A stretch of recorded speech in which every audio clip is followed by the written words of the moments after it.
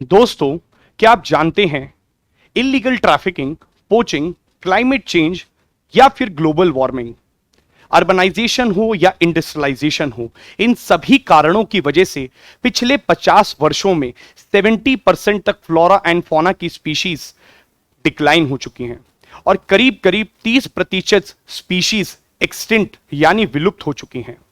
इन्हीं को प्रोटेक्ट करने के लिए भारत सरकार और कई सारी इंटरनेशनल ऑर्गेनाइजेशंस अलग अलग प्रोग्राम्स को स्टार्ट करती हैं और इनको इन सीटू प्रोटेक्ट करने के लिए प्रोटेक्टेड एरियाज नेटवर्क को एस्टैब्लिश करती है।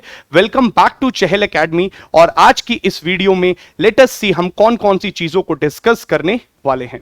फर्स्ट हम लोग बात करेंगे what are protected areas. Second हम लोग बात करेंगे क्या जरूरत है इन प्रोटेक्टेड एरियाज को लाने की।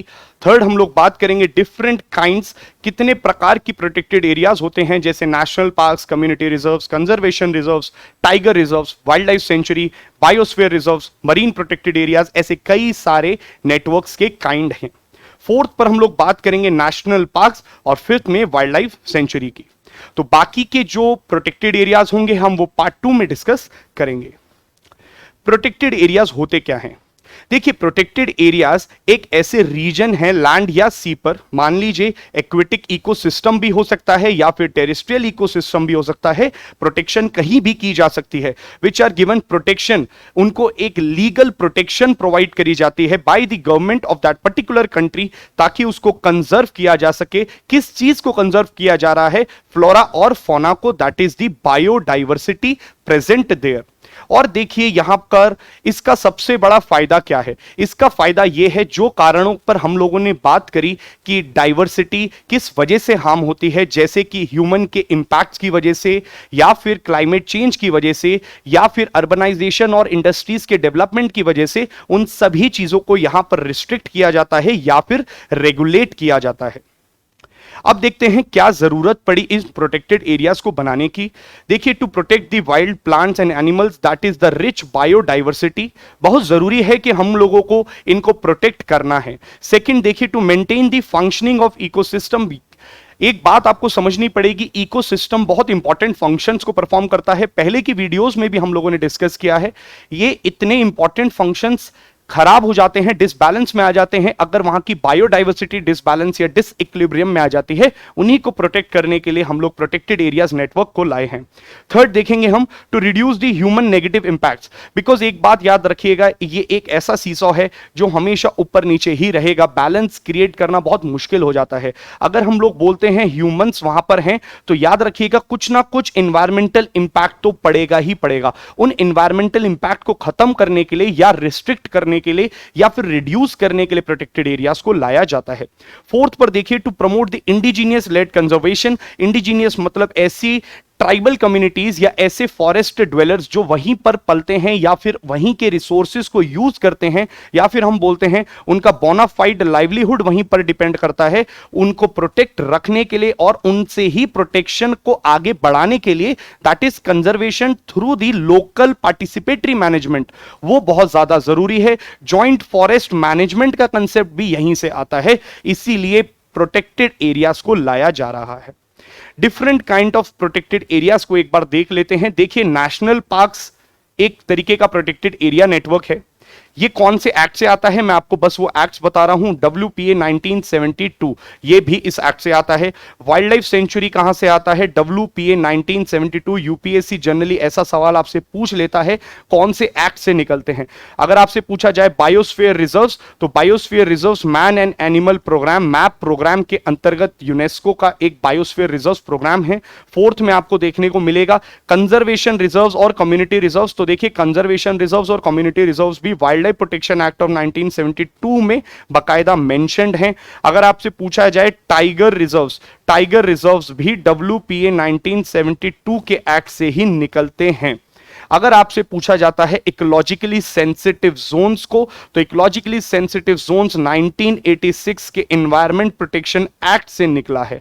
अगर आपसे पूछा जाता है बायोडाइवर्सिटी हेरिटेज साइट्स, ये सब ही इन सीटू प्रोटेक्शन के ही तरीके हैं।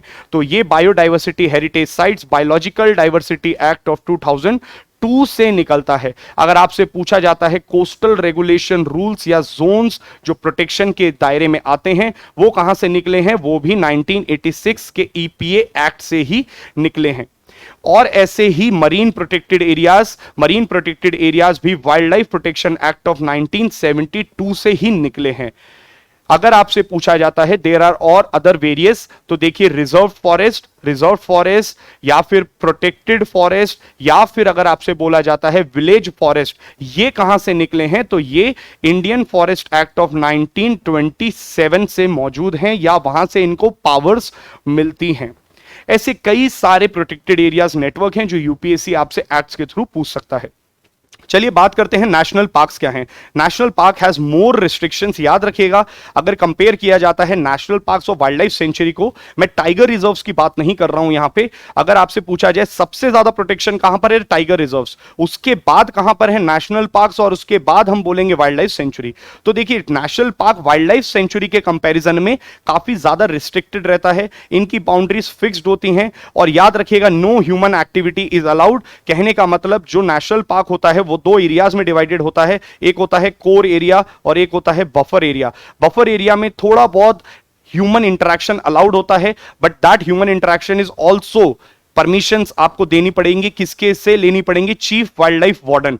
तो चीफ वाइल्ड लाइफ वार्डन जो होते हैं हर एक स्टेट के, वो परमिशन देते हैं और परमिशन के साथ आप जा सकते हैं। फॉरेस्ट ऑफिशियल्स को एंट्री मिल सकती है, बट जनरली अगर बोला जाए एग्रीकल्चर क्या अलाउड होगा या बोला जाए कि यहां पर क्या ह्यूमन सेटलमेंट्स अलाउड होंगी, वो नहीं होंगी। और कोर एरिया में no human interaction is allowed except by the permission given by the chief wild life warden. तो देखिए चीफ वाइल्ड लाइफ वार्डन जहां परमिशन देंगे वहां पर अलाउड है, बाकी कई जगहों पर अलाउड नहीं है। Grazing of livestock and private tenure rights are not permitted here. अब बात करते हैं इंपॉर्टेंट फैक्ट्स की। देखिए अप्रोक्सीमेटली 105 नेशनल पार्क्स हैं भारत में। टोटल एरिया करीबन 40,000 स्क्वायर किलोमीटर कवर करता है ये प्रोटेक्टेड एरियाज का network. Andaman and Nicobar island में सबसे ज्यादा नेशनल पार्क्स हैं, करीबन 9 नेशनल पार्क्स हैं। फर्स्ट नेशनल पार्क आपसे यूपीएससी पूछ सकता है Jim Corbett national park, that is in Uttarakhand. देखिए फिर largest national park Hemis national park को बोला जाता है लार्जेस्ट नेशनल पार्क, और सबसे स्मॉलेस्ट तो है south button national park.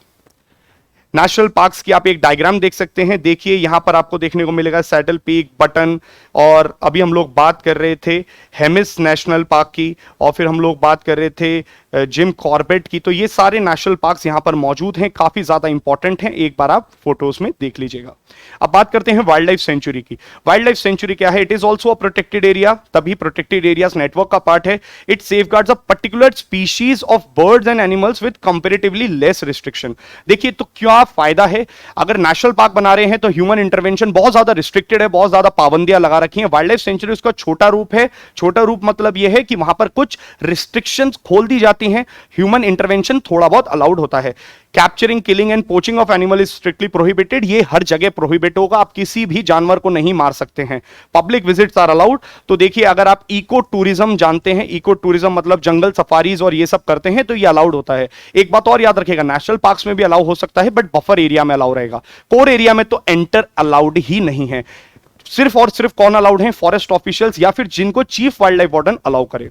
There are 564 existing wild life sanctuaries in India. ये नंबर्स चेंज हो सकते हैं, इसको भी आप देख सकते हैं। देखिए यहां पर डायग्राम में हम देख सकते हैं कच्छ डेजर्ट, माउंट आबू, केन वाइल्ड लाइफ सेंचुरी, भिटरकनिका, ऐसे कई सारे इंपॉर्टेंट, अस्कॉट, चंद्रप्रभा, ये सारी वाइल्ड लाइफ सेंचुरीज हैं।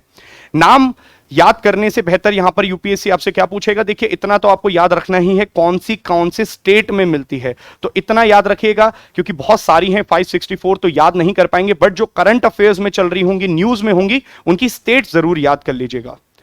एमसीक्यू क्वेश्चन देखते हैं लास्ट में एक, जैसे कि हम लोग अपने इस ट्रेंड के साथ आगे बढ़ रहे हैं, एक क्वेश्चन सॉल्व करेंगे और आप आंसर दीजिए। आंसर देते वक्त आप थोड़ी सी एक्सप्लेनेशन भी दीजिए कि क्यों आपको ऐसा लगता है, और क्वेश्चन को आराम से रीड करिए।